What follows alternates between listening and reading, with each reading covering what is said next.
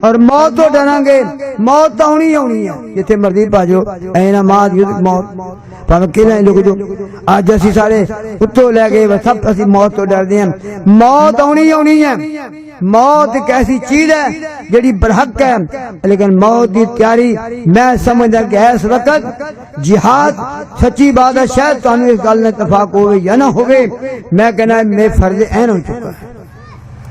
मैं इसनू सही समझदा कि किसी जरिया भी उन्हें सानू उत्थे पहुंचना मेरे तुहाडे फराज विचों है कि असीं उत्थे फलस्तीन जाइए गजा के मकाम ते और बकायदा ट्रेनिंग लैके जाइए, लैके काफिर बेईमानां दा मुकाबला करिए।